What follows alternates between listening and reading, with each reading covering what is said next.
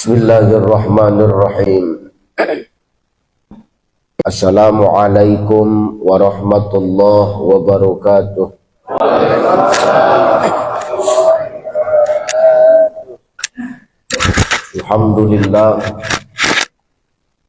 Alhamdulillahillazi 'allama bil qalam 'allamal insana ma lam ya'lam. Asyhadu an la ilaha illallah wahdahu la syarikalah wa asyhadu anna Muhammadan abduhu wa mawalah. Allahumma salli ala sayyidina Muhammad wa ala ali sayyidina Muhammad.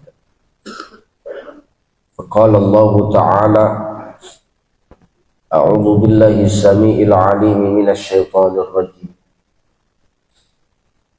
In ahsantum ahsantum li anfusikum wa in asa'tum falaha. Qala wa may ya'mal mithqala dzarratin khairan yarah wa may ya'mal mithqala dzarratin syarran yarah. Qala an-nabi sallallahu alaihi wasallam, man kana lahu malun falyatasaddaq bimalihi, man kana lahu quwwatun falyatasaddaq bi quwwatihi, man kana lahu ilmun falyatasaddaq bi ilmihi. Shadaqallahul azim, shadaqan nabiyul karim. Nahnu ala zalika minasyahidin wasyakirin walhamdulillahi rabbil alamin. Sehat Ibu?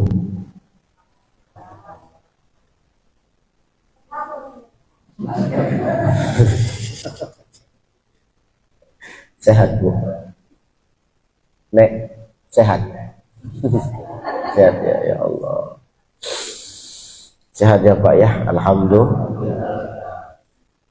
Terhormat yang termulia guru-guru kita, para asatizah, muallim, muallimah, para kiai, para abuya yang hadir pada subuh hari yang dimuliakan Allah ini, para imam, para muazzin, insyaallah Allah istiqomahkan,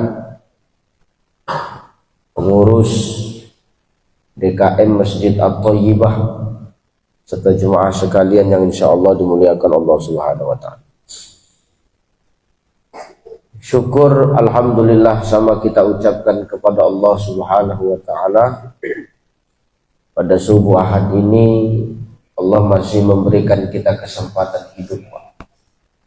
Allah masih ngasih kita hidup Bu. Allah masih memberikan kita kesempatan untuk terus memperbaiki diri kita. Allah masih memberikan kita kesempatan hidup setelah tadi malam kita baru saja mati. Kenapa kita tadi malam mati? Karena tadi malam kita tidur. Jadi sebenarnya orang yang tidur itu adalah orang yang sedang apa? Orang yang tidur itu yang sedang merem Pak. Jadi kalau ada yang merem berarti masih tidur. Agak putus-putus. Yes.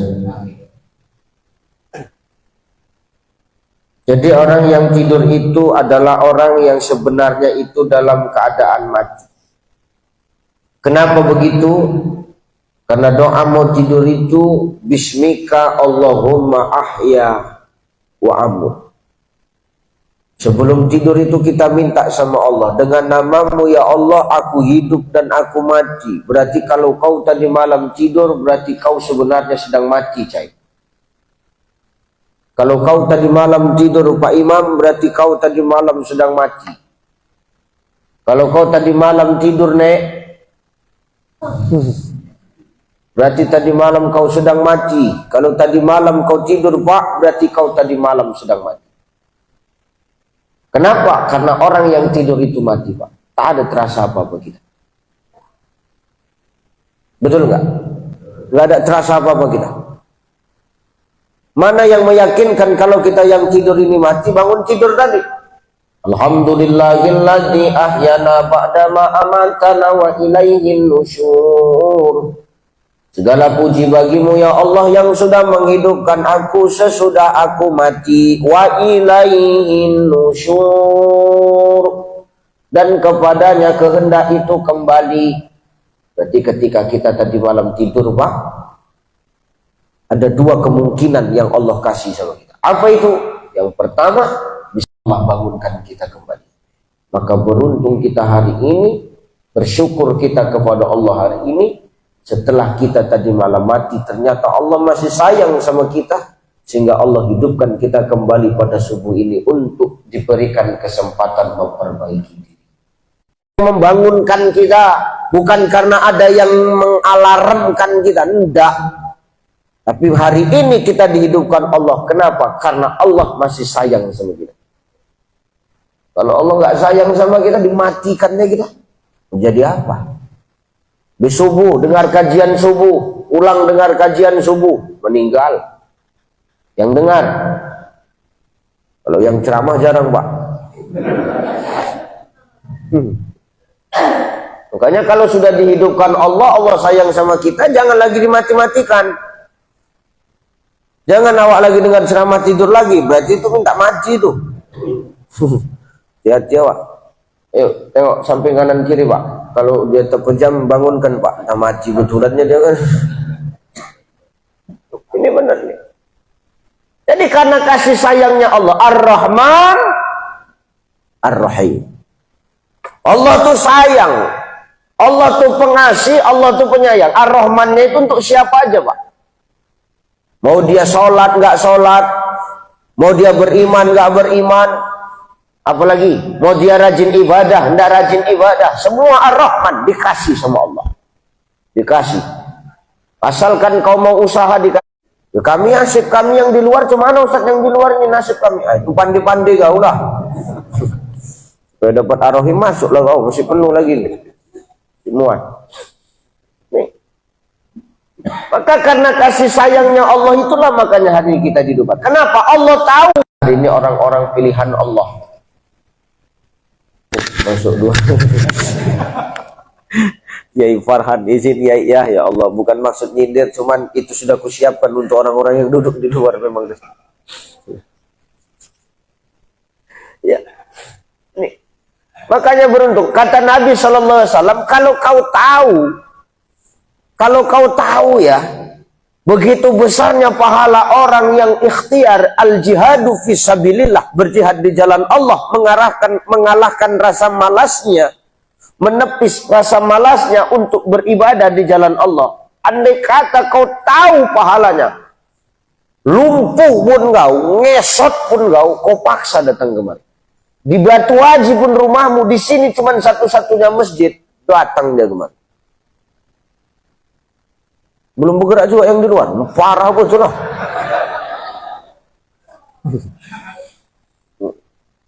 Terseok-seok ngesot sekalipun kau, kata Nabi, datang kau.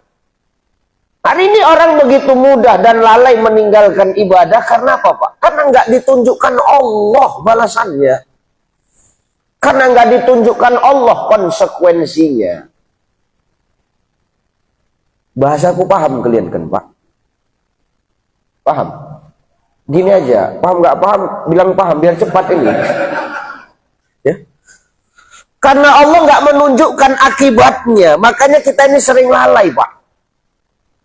Tapi kalau kita tahu akibatnya, maka kita nggak akan berani meninggalkan. Bisa saja kita tahu akibatnya, tapi karena kita belum lihat langsung, makanya kita nggak yakin. Gitu loh. Gini. Saya nanti ini siang, ini titik saya yang ke-10 selama saya di Batam. Nanti yang terakhir waktu duha. Di situ aku pulang ke Medan. Ini perumpamaan biar ngajinya nyambung ya. Kita saup sedikit aja. Saya nanti berangkat itu dari Batam ke Kuala Namu, Pak. Pesawat saya flight jam 1. Jangan ada yang doakan delay. Pijak batang leher kalian semua. Udah 2 minggu gak jumpa bini gue. Sudah, pesawatku umpamanya nanti flight jam 1. Pertanyaannya, kira-kira aku dari sini nanti atau dari hotel nanti berangkatnya kira-kira jam berapa supaya aku nggak terlambat? Aku nginap di Santika, udah, nah enak aja kita. Orang udah mau pulang aja kok. Nggak mungkin ada yang datangi aku kan. Coba, saya nginap di Santika, pesawat saya flight jam 1. Kira-kira saya butuh jam berapa supaya saya ini nggak terlambat flight saya? Jam berapa Pak? Jam 11. Kok kau pula yang ngatur aku, suka-suka aku lah. Ini contoh. Ya pesawat saya flight jam 1, maka saya dari hotel berangkat jam 11. Supaya apa Ustaz? Tidak terlambat. Loh, ya udah saya berangkat aja kau jam 1. Kenapa rupanya? Nggak bisa bos. Aku mau boarding. Nanti aku terlambat. Makanya aku berangkat jam 11. Loh, terus kalau kau terlambat kenapa rupanya Cai? Oh, banyak resikonya. Pertama, tiketku hangus. Aku harus beli tiket lagi. Rugi bos. Iya kalau ada. Kalau nggak ada tiketnya, konsekuensinya aku nggak bisa terbang. Acara aku batal yang sudah kurencanakan. Rusak semuanya. Makanya saya harus berangkat jam 11. Kenapa harus jam 11 padahal berangkat jam 1? Karena kita tahu resikonya Pak. Tiket hangus, kita nggak bisa terbang, acara yang kita rencanakan batal semua. Makanya kita nggak berani, kita ambil resiko jangan sampai aku terlambat, kan gitu. Sama macam kita ibadah Pak. Sama macam kita sholat. Sama macam kita hari ini melaksanakan kewajiban kita. Kenapa hari ini banyak orang yang lalai? Kenapa hari ini banyak orang yang slow-slow perkara ibadah? Karena tidak ditunjukkan Allah konsekuensinya. Sekalipun dia tahu konsekuensi dan akibatnya, tapi karena belum pernah ditunjukkan langsung oleh Allah, makanya dia kadang-kadang tidak yakin dengan resiko yang akan dirasakannya. Nyambung ya. Aku tahu kita belum sama-sama belum sarapan. Ini biar enak sama enak ini Pak. Ya. Jadi gitu. Hari ini banyak orang yang lalai meninggalkan ibadah karena nggak nampak di matanya langsung balasan itu. Maka dia sepele Pak. Dikasih dia tadi malam mati, paginya dihidupkan lagi, tapi disia-siakannya. Wah, ini orang yang celaka ini. Ini orang yang celaka. Makanya kalau orang tahu itu resikonya, orang tahu apa manfaatnya juga, sekalipun terseok-seok dia pergi ke masjid itu, dia akan paksa. Dia akan paksa. Bahkan hebatnya lagi Pak, di zaman Rasulullah Shallallahu Alaihi Wasallam itu ada sahabat beliau. Kalau kita buka sirah di zaman Rasulullah itu kan ada 2 muazin yang terkenal, ya kan? Ada 2 muazin yang terkenal. Pertama ada namanya Bilal bin Rabah. Bilal bin Rabah itu muazin yang terkenal Pak. Dia diberikan kemuliaan oleh Rasulullah untuk sebagai pemanggil orang untuk sholat. Padahal kalau nengok casing dia, kalau tengok penampilannya, tak yakin awak kalau dia itu muazzin. Kenapa? Begitu dia naik ke atas Ka'bah itu mengumandangkan azan, orang sepele, apa budak hitam nih pula yang naik-naik ke Ka'bah. Makanya turun Quran surah Al-Hujurat ayat 13 itu kan. Tak boleh kita menghina orang karena fisiknya kan. Tapi orang Arab pada waktu itu nggak yakin melihat Bilal bin Rabah yang disuruh oleh Rasulullah untuk mengumandangkan azan. Kenapa? Orang hitam Pak. Nggak ganteng. Nggak yakin orang nengok dia. Macam mungkin lah nengok aku datang. Apa yakin? Pakai kaos, pakai jas. Nggak yakin kalian kan, lain sama yang dipoto kan. Lebih ganteng yang dipoto daripada aslinya kan. Udah jujur-jujuran aja kita ini. Orang Arab tuh begitu Pak. Tak yakin dia nengok Bilal bin Rabah. Kenapa pula budak hitam ini naik ke atas Ka'bah? Aneh-aneh aja. Dia nggak tahu kalau dia itu diperintahkan Rasulullah untuk mengumandangkan azan. Nggak yakin orang nengok casingnya. Apa yang buat tak yakin? Mana yakin? Gemuk, hitam, pendek. Macam abang inilah gayanya. Sama kan? Modelnya ya.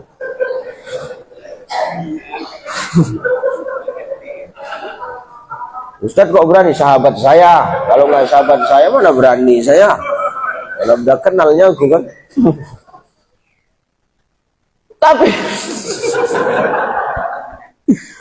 Tapi dikasih Rasulullah kemuliaan untuk mengumandangkan azan. Inilah hebatnya Bilal bin Rabah tuh, Pak. Dah.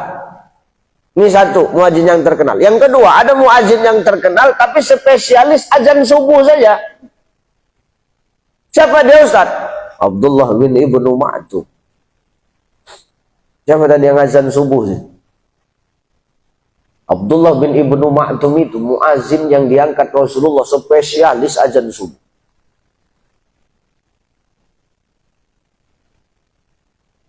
Dan Abdullah bin Ibnu Ma'tum ini kalau kita berbicara fisiknya nggak sempurna. Cacat matanya, Pak, buta. Kemana-mana bawa tongkat. Mana-mana bawa tongkat. Itu Abdullah bin Ibnu Ma'tum. Kemana-mana bawa tongkat. Beda sama konten kreator. Kemana-mana bawa tripod. Ini beda.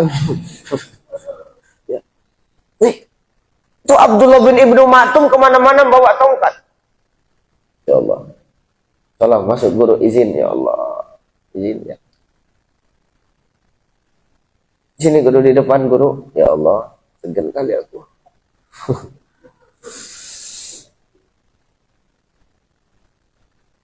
Sampai mana tadi?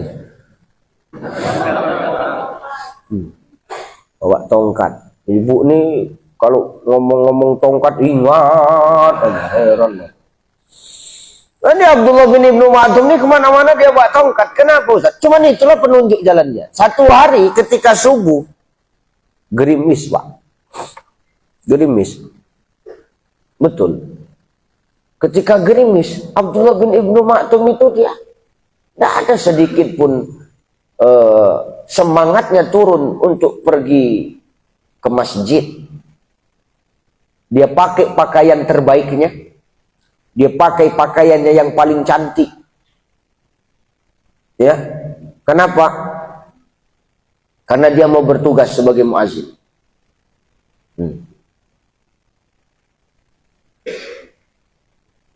Udah, ada lagi yang mau masuk, Bu? Asal ibu-ibu yang masuk signalku terganggu. Ya Allah. Tuh. Mas Agung. Ya Allah. Dah?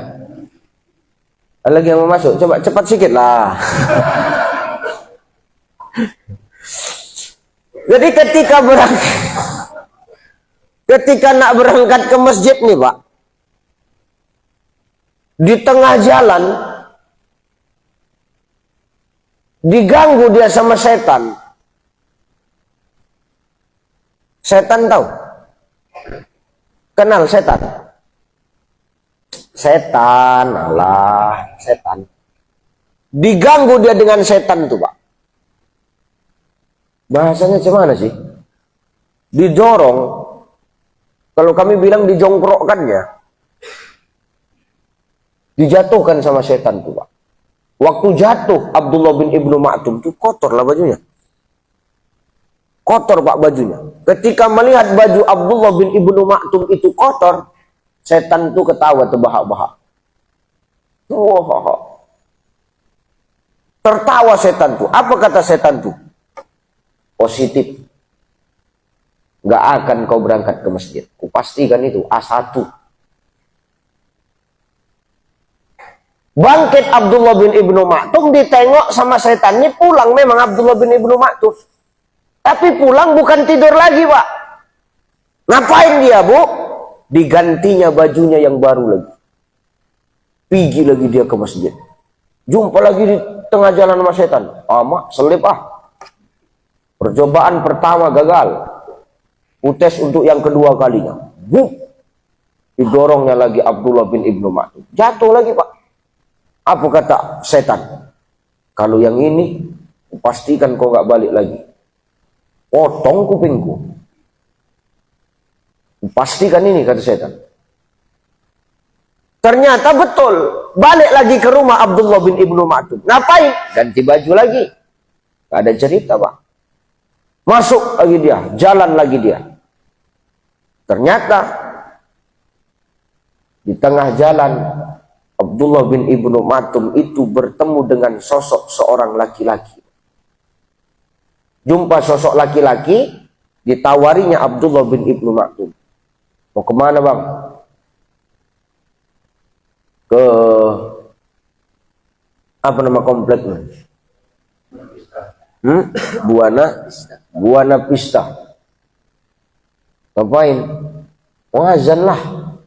Salat subuh. Hujan gini. Ya kenapa rupanya? Yalah, ku antar yuk. Biar ku senter di jalanmu. Tahu senter? Di senter. Diterangi jalannya. Senter tahu senter kan? Nah. Disenterinya jalannya sampai ke Masjid At-Thayyibah nih, Pak. Tapi sampai batas gerbang aja. Apa kata anak muda tadi? Udah, ku antar kau sampai kemari. Aku nggak bisa masuk. Loh, kenapa? Udahlah, nggak usah banyak cerita. Kalau aku bilang sampai sini aja. Ya, yuk masuk sekalian. Ikut aku sholat subuh. Aku mau azan ini. Ayo berjemaah kita sholat subuh. Gak bisa. Aku cuma batas ini. Kenapa? Kau mau tahu, kata dia. Kata anak muda ini. Kata laki-laki ini. Engkau mau tahu siapa aku? Siapa kau rupanya? Aku nih setan. Kata anak muda tadi ya. Bukan kata aku ya. Aku nih setan. Kata laki-laki itu. Loh, kau setan? Iya. Jadi kenapa kau mau mengantarkan aku sampai ke masjid nih? Tapi kau setan. Gini loh. Gara-gara kau lah hampir nonjok aku, kata dia. Gara-gara kau lah hampir nonjok. Hampir hilang profesiku jadi setan, kata dia. Hampir kena pecat aku. Kalau dimutasi masih mending. Kena pecat, kata dia. Kenapa rupanya? Kau tahu, yang mendorong kau sampai kau tadi jatuh, Abdullah bin Ibnu Maktum, sampai kau pulang ganti baju, itu aku. Kata setan ya, itu aku. Oh, itu kau? Iya. Memang setan lagu, kata dia. Dan andai kau tahu, asal kau tahu, wahai Abdullah bin Ibnu Maktum, ketika kau tadi kudorong yang pertama, bajumu kau jatuh, bajumu kotor, kau pulang ke rumah ganti baju, itu malaikat mendoakan kau itu. Kau ganti baju, kau pergi lagi, itu malaikat mendoakan engkau, kata setanku. Apa doanya? Ya Allah, ampunkan dosa Abdullah bin Ibnu Maktum. Di situ macam kebakaran jenggot aku, biar tahu kau dulu. Hilang harga diriku sebagai setan kau buat Kau pergi lagi, ku dorong lagi, kau jatuh, kau lagi kotor pakaianmu lagi. Kau balik lagi ke rumah, kau ganti baju, di situ malaikat pun mendoakan kau lagi. Apa doanya? Ya Allah, ampunkan dosa Abdullah bin Ibnu Maktum, ampunkan pula dosa seluruh keluarga Abdullah bin Ibnu Maktum. Kau sudah keluar yang ketiga kalinya, aku nggak berani mendorong kau. Makanya aku nyamar jadi laki-laki, jalanmu ku senteri, ku terangi sampai kau ke masjid kuantar. Oh gitu, iya. Kenapa nggak kau dorong aku lagi? Itulah puncaknya itu. Kalau sempat kau ku dorong lagi, kau tukar baju, kau pergi lagi, positif, non-job aku, pensiun dini aku. Loh, kenapa rupanya? Malaikat akan menambah doanya. Apa rupanya tambahan doa malaikat? Ya Allah, ampunkan dosa Abdullah bin Ibnu Maktum, ampunkan dosa keluarganya, ampunkan pula dosa orang yang beriman kepadamu ya Allah. Kalau sudah diampunkan Allah lah semua dosa orang yang beriman ini, aku mau kerja apa lagi? Kau tahu lah, cari kerjaan sekarang susah. Harus ada orang dalam. Aku siapa orang dalamku? Kau pikir karena nasib anak biniku, kata setan. Makanya aku lebih bagus nyamar jadi laki-laki. Antarlah kau sampai ke masjid. Walaupun cuman batas gerbang masjid. Aku nggak bisa masuk masjid. Maaf, kata setan. Oh gitu. Makanya maaf. Bisa jadi yang nggak masuk itu, ya aku nggak bilang. Cuman berdasarkan kisah ininya kan gitu. Makanya hati-hati awak hari ini.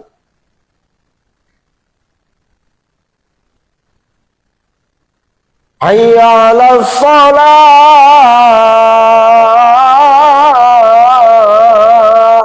Mari menuju, mari melaksana, mari kita tegakkan sholat. Kan gitu kan. Mari kita sholat. Hayya 'alal falah. Di dalam kalimat azan, ketika ini disebutkan bukan ketika hayya 'alas shalah, dan hayya 'alas shalah juga jawaban kita. Tapi di situ kita diperintahkan menjawab la haula wala quwata illa. Kenapa? Mari kita sholat. Tidak ada daya dan upaya kecuali datang dari Allah. Mari menuju kemenangan. Tidak ada daya dan kekuatan kecuali datang dari Allah. Maka bisa jadi hari ini kita orang-orang yang dipilih Allah karena ada la haula wala quwata illa billah yang Allah titipkan di dalam hati kita. Bisa jadi. Tapi berat Ustaz, memang berat lah Bang. Wasta'inu bis sabri was salah innaha lakabiratun illa 'alal khashiin. Berat memang, tapi tidak bagi orang yang sabar dan orang yang sholat. Berat memang yang dua ini, berat. Lakabirah, besar, berat. Illa, kecuali 'alal khashiin, kecuali bagi orang-orang yang khusyuk. Berat memang untuk menuju kebaikan. Berat memang untuk beramal baik. Tapi di balik beratnya untuk kita berbuat kebaikan dan beramal salih itu ada yang namanya fadilah yang Allah berikan. Apa itu? Ulaika yarjuna rahmatullah. Ada rahmat yang Allah siapkan untuk kita. Ada rahmat yang Allah siapkan untuk kita. Ya, kalau kita berhasil dapat rahmat Allah itu tenang hidup kita. Santai aja. Kenapa? Rahmat Allah udah sama dia. Allah udah ridha dengan dia. Dengan rahmatnya. Kita hari ini tepiskan segala bentuk kemalasan kita, kelalaian kita itu. Jangan sampai Allah menunjukkan langsung kepada kita resikonya, baru kita sadar untuk kembali kepada Allah. Selagi ada kesempatan, manfaatkan. Jangan nanti ketika kita sudah wafat baru kita timbul penyesalan. Ya kan? Timbul penyesalan. Nah ini nanti. Sauban itu Pak. Sahabat Rasulullah itu Sauban itu. Sahabat yang menyesal ketika wafat. Karena dia dengan amal yang dia buat ternyata ada fadilah yang besar yang Allah berikan kepadanya. Sampai menyesal dia Sauban itu. Sauban itu aneh Pak. Sauban itu sahabat Nabi. Ketua masjid itu belum sampai. Udah sampai dulu Sauban itu di masjid Pak. Padahal ketua masjid itu yang pegang kunci. Tapi bisa Sauban duluan sampai. Itulah hebatnya Sauban tuh Pak. Untuk sholat subuh tuh, Sauban itu dia orang pertama nyampe. Ketua DKM belum sampai, dia udah duluan sampai. Dan hebatnya, anehnya Sauban ini, ya kalau sholat itu tidak pernah dari tengah-tengah gitu. Bukan macam kalian, tengah-tengah gitu, enggak. Dia sibuk pinggir-pinggir Pak. Pilih, kok nggak pinggir kanan, pinggir kiri. Ini bukan berarti yang di pinggir-pinggir Sauban juga ya. Dia suka tuh di pinggir Pak. Suatu subuh, Rasul ini kan memimpin sholat. Selesai azan biasalah. Sholat sunnah qobliyah subuh kan. Selesai sholat sunnah qobliyah, Rasul tuh menengok ke belakang. Wah, kenapa saf yang paling ujung ini masih kosong? Penghuninya belum datang ini. Siapa? Sauban. Nabi itu langsung tanda itu. Wah, ini Sauban belum masuk ini. Nak macet apa cuman Sauban ini ya? Begadang apa cuman Sauban tadi malam ini? Terlambat dia datang kan gitu. Lama betul Sauban ini. Pas mau iqamah, tunggu dulu. Stop dulu Abdullah bin Ibnu Maktum. Jangan dulu kau azan, jangan dulu kau iqamah. Kenapa ya Rasul? Sauban belum datang, kita tunggu kejap. Oke. Mulailah nunggu kan. Udah masuk mau waktu syuruk. Gak datang-datang. Mainkan aja lah. Mungkin terlambat dia, nanti masbuk dia itu. Oke, iqamah. Rasul maju. Mimpin sholat subuh. Assalamualaikum warahmatullah. Assalamualaikum warahmatullah. Tengok ke belakang. Tak nampak juga Sauban. Tegak Rasulullah. Adakah di antara kalian yang tahu di mana Sauban? Tak tahu ya Rasulullah. Adakah di antara kalian yang tahu di mana rumah Sauban? Satu orang tunjuk tangan. Saya tahu ya Rasul. Di mana? Jauh. Ayo ke rumahnya. Kenapa? Aku kepikiran Sauban. Biasanya dia rajin sholat subuh berjemaah. Tapi kenapa subuh ini dia tak nampak? Oke. Berangkatlah orang itu dari At-Thayyibah nih Pak. Jam 6. Selesai sholat sunnah syuruk. Jam 6 tuh berangkat orang itu. Rasul dan para sahabat ke rumah Sauban. Sampai di rumah Sauban. Jam 10 pagi Pak. Jalan kaki. Di situ Rasulullah menangis sejadi-jadinya. Kenapa nangis Ustaz? Ternyata sebegini luar biasa perjuangan sahabatku ini untuk sholat subuh berjemaah dengan aku. Jadi Sauban itu kalau sholat subuhnya jam 5-nya di sini, Sauban itu jam 5. Berarti jam 4 jam. Jam 1 lah dia dari rumahnya. Jam 1 malam Pak dari rumahnya. Itu kan enak-enaknya tidur itu. Jalan kaki dia dari rumah dia ke masjid itu jam 1 malam Pak. Supaya sampai ke masjid itu supaya pas sholat subuh. Pak Imam Pak. Kalau di posisi Sauban, rumah Bapak 4 jam jalan kaki. Sanggup Pak? Alah, gak usah ngangguk-ngangguk lah Pak. Real-real aja kita ini. Tidur aja. Kalau Ustadz Ucai, kalau aku lebih bagus tidur. Pastikan itu Pak. Ngisi kajian subuh kalau segitu jaraknya jauh jalan kaki, bagus aku tidur Pak.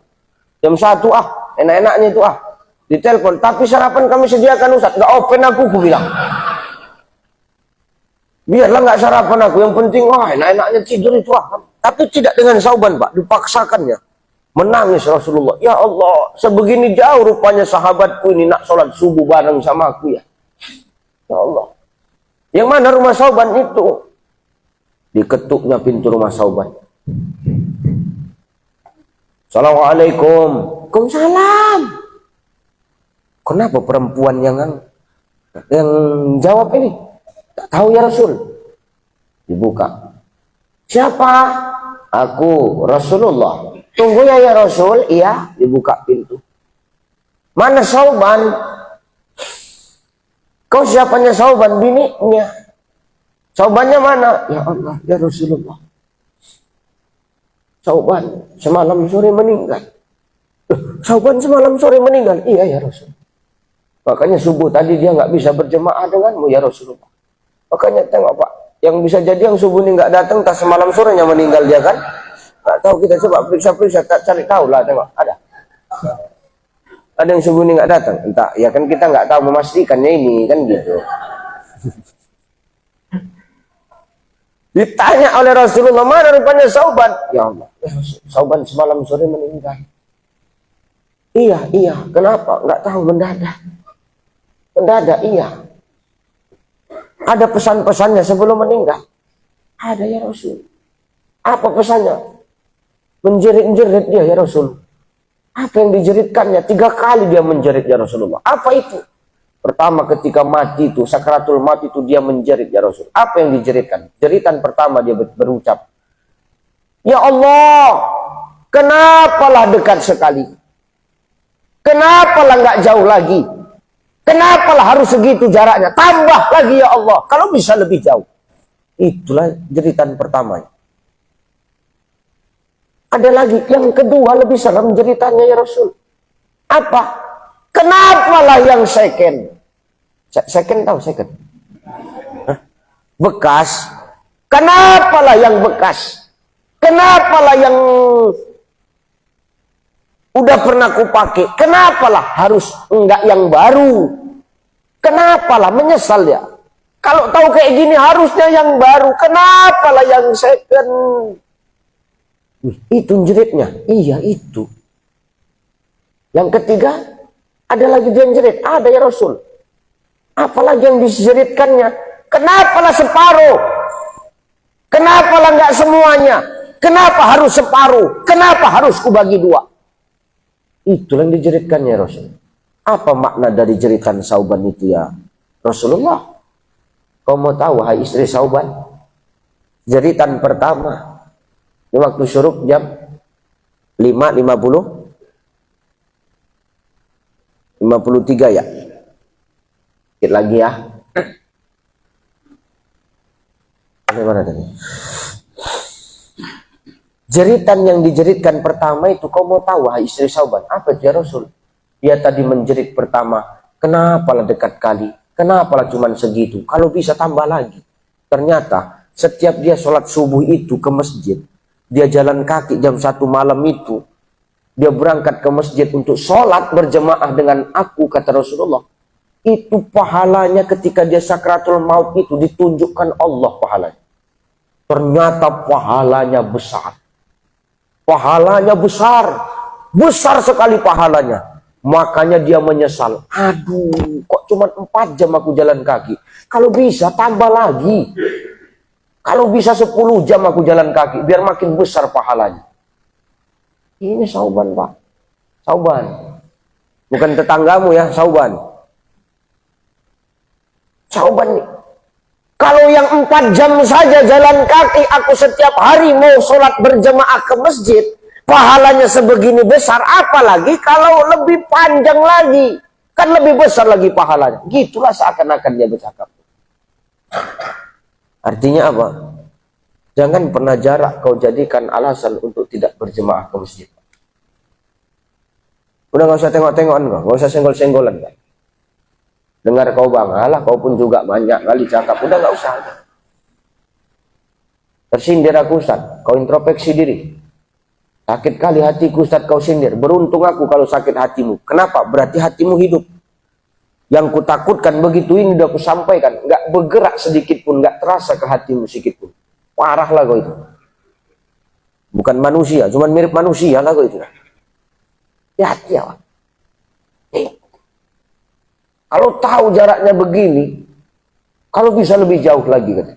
Maka jangan pernah jarak itu kita jadikan alasan Bu untuk tidak ke masjid. Bilang sama lakimu, yang punya laki, yang janda diam aja, nggak usah nyuruh-nyuruh laki orang. Yang janda pula nyuruh-nyuruh laki orang, apa urusanmu? Nih, hati kita. Nah, jeritan yang kedua apa ya Rasulullah? Dia pernah pergi sholat subuh itu, dia ketemu sama orang, hujan pas sholat subuh itu dia pergi ke masjid, suasananya hujan, ada orang yang kedinginan. Kedinginan. Nggak sanggup dia nengok orang kedinginan ini, dilepaskannya bajunya, jasnya, jaketnya, dipakaikannya sama orang yang kedinginan ini. Ya, biar nggak dingin kau. Ternyata jaket yang dikasihkannya itu ada koyak sedikit, Pak. Itu ditunjukkan Allah pahalanya. Ternyata besar, Pak. Ngasih second aja besar pahalanya. Apalagi ngasih yang baru. Inilah menandakan kita ini kalau ngasih orang jangan tanggung-tanggung. Ustadz datang, jangan minum aja.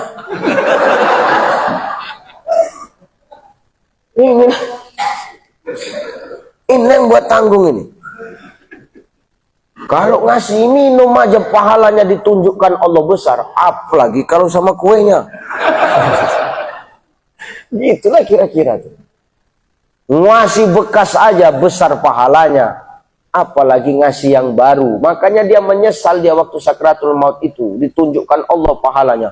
Ih, kalau tahu kayak gini besar pahalanya, ngasih yang bekas saja, yang second aja besar pahalanya, apalagi yang baru. Kok bodoh kali lah aku. Padahal di rumah ada jaketku yang baru itu nggak ketepake, masih ada lagi harganya. Harusnya itu yang ku kasih, gitulah itu kira-kira. Gitu kira-kira. Maknanya apa? Ngasih itu yang terbaik, Pak.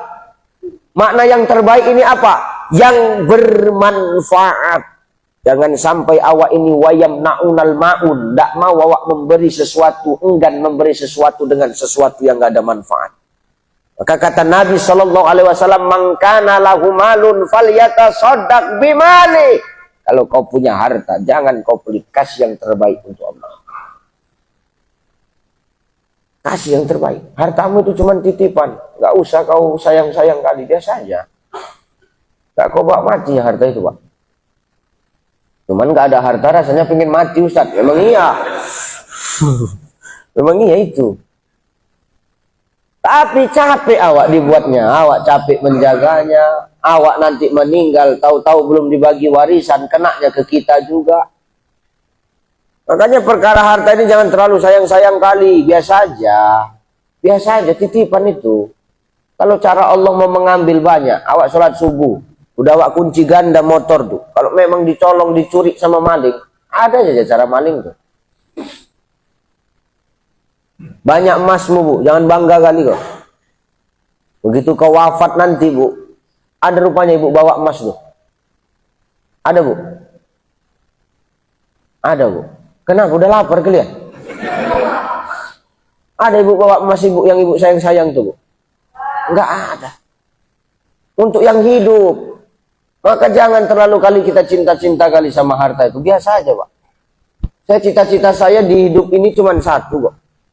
Apa, Ustaz? Aku jadi orang yang kaya, tapi begitu aku mati tak mau aku meninggalkan warisan itu. Pusing, Pak. Makanya selagi hidup ini harta aku semua aku buat nama istriku, nggak mau aku pusing-pusing.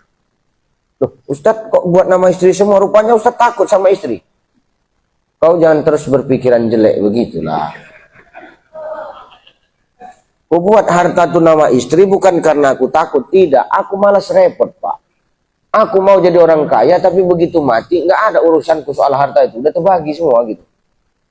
Makanya semua hartaku aku buat nama istri, Pak. Berani, Bapak? Kalau nengok dari gaya duduknya, tak yakin lagi. Berat, Ustaz. Kalau aku berani, Pak.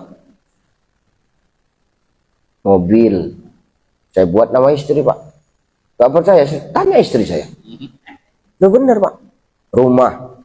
Saya beli, saya buat nama istri saya. Ada Allah titipkan lahan, aku buat nama istriku. Semualah aku buat nama istri, Pak. Nama aku nggak ada. Kenapa Ustaz buat nama istri Ustaz semua? Karena itu warisan dari mama dia.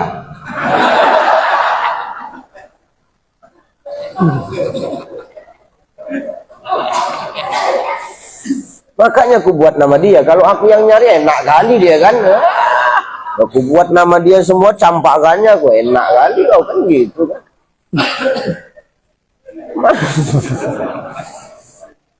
Izin guru ya, bukan maksud ya Allah. Tadi udah serius dengerin, hebat Ustaz percaya semua. Rupanya ujungnya tak sedap. Ya, maka perkara harta ini ya kalau bisa harta itulah yang nolong kita nanti, Pak. Ya kalau bisa harta itulah yang nolong kita nanti, Bu. Jangan sampai sia-sia harta yang kita cari selama ini hanya menjadi beban. Tapi kalau bisa apa yang sudah kita simpan hari ini itu pula yang bisa menolong kita. Kenapa? Yang second saja, yang bekas saja kalau kita membantu orang, pahalanya besar. Apalagi kalau kita memberikan sesuatu yang terbaik yang kita punya. Jeritan yang ketiga, apa ya Rasulullah? Dia menjerit. Kenapalah separuh? Kenapa nggak semuanya? Harusnya kan semuanya. Kenapa laku separuh? Ternyata Pak, setelah Sauban ini pernah pulang sholat subuh, dia mampir, singgah dia, sarapan. Dibelinya teh tarik, dibelinya mie lendir. Ya kan ini di Batam. Udah iya kan aja lah. Dibelinya teh tarik, segelas, mie lendir sepiring. Waktu pas mau menyerok makan tuh, ditengoknya ada orang yang belum makan, Pak. Orang minta-minta. Belum makan. Belum sarapan. Cuma kita ini lah kan belum sarapan kan. Dipanggil sama Sauban. Kemari bang. Panggilnya yang tukang jualan. Ambilkan dulu gelas satu lagi sama piring satu lagi. Oke, dikasih. Diparuh 2 Pak Bu. Dibagi 2. Teh tarik itu dibagi 2. Aku separuh, kau separuh ya. Mie melendir ya. Mie lendir. Aku separuh, kau separuh. Adil. Kalau kita kan nggak mie lendir, mie-nya kita makan, lendirnya kita kasih orang kan gitu kan. Kalau Sauban tidak Pak. Mie lendir itu dibagi 2. Separuh-separuh kita ya.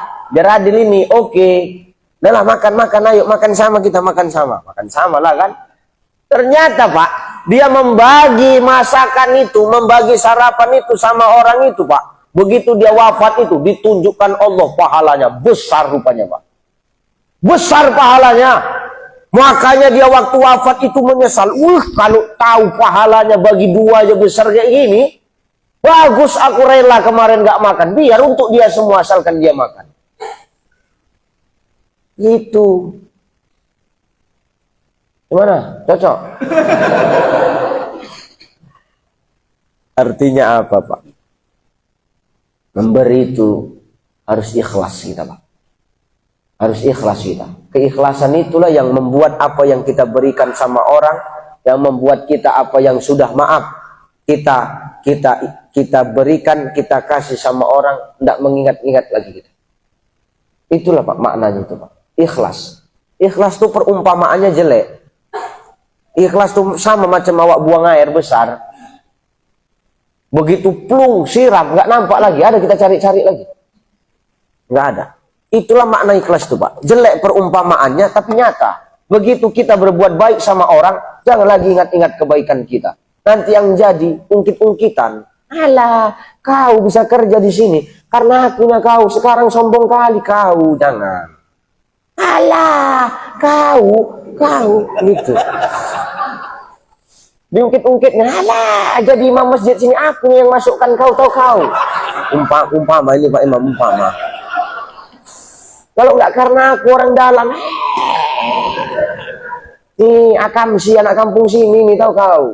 Kalau nggak karena aku nggak bisa kau, jangan sombong kan, nggak bisa.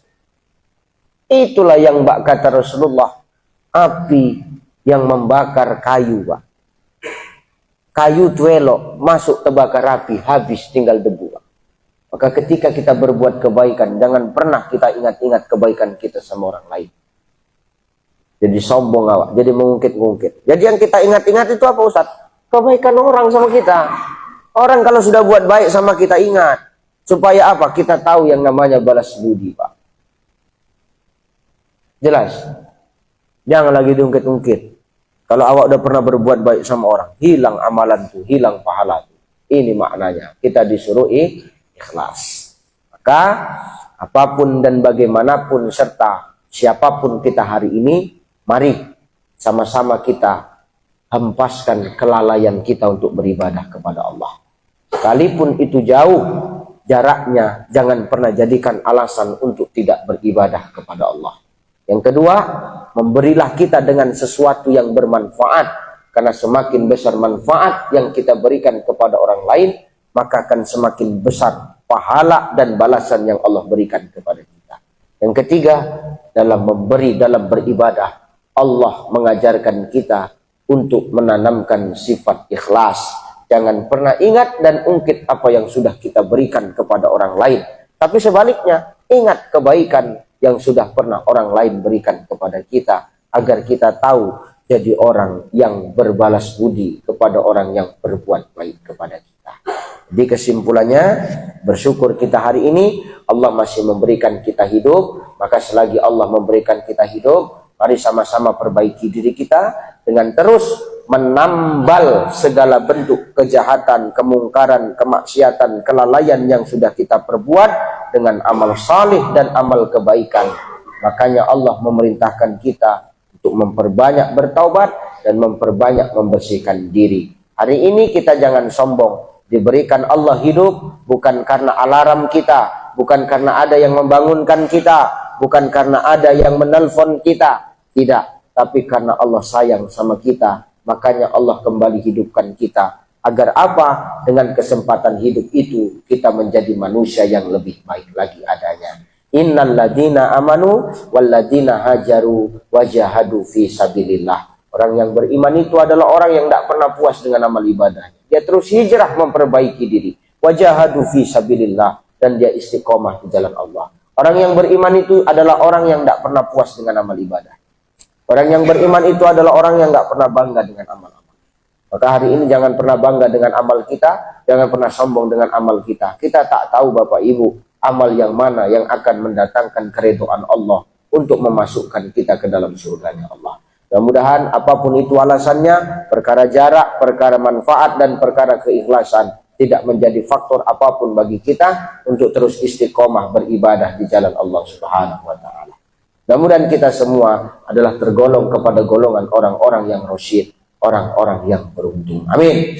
Amin. Itu saja barangkali yang bisa saya sampaikan Bapak Ibu. Mohon maaf lahir dan batin. Beginilah gaya bercakapku, beginilah gayaku berceramah, beginilah gayaku ngomong, karena aku memang orang Medan. Orang Medan ini begini Pak, nampaknya kasar tapi lembut hati kami. Tenang aja lah Bang. Begini kami memang bercakap tapi lembut hati kami.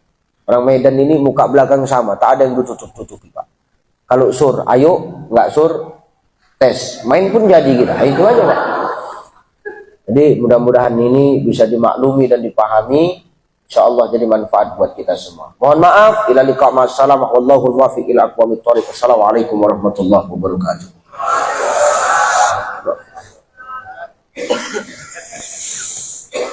A'udzubillahi minasyaitonir rajim. Bismillahirrahmanirrahim. Alhamdulillahi rabbil alamin, wassalatu wassalamu ala asrofil anbiya'i wal mursalin wa ala alihi wa ashabihi rasulillahi ajma'in. Allahumma salli ala sayyidina Muhammad wa ala ali sayyidina Muhammad. La anta subhanaka inna kunna minaz waghfir jami'a sayyi'atina wa ihdinas siratal mustaqim. Allahumma la sahla illa ma ja'altahu sahla wa anta taj'alul hazna idza syi'ta sahla. Khususan ala hajatina ya Allah ya mujibas sa'il. Rabbana zalamna anfusana wa illam taghfir lana wa tarhamna lanakunanna minal khasirin. Rabbana ya Allah la tuzigh qulubana ba'da iz hadaitana wa hab lana min ladunka rahmah innaka antal wahhab. Rabbana ighfir lana dhunubana wa liwalidayna wa li jami'il muslimina wal muslimat wal mu'minina wal mu'minat al ahya'i minhum wal amwat innaka ala kulli syai'in qadir.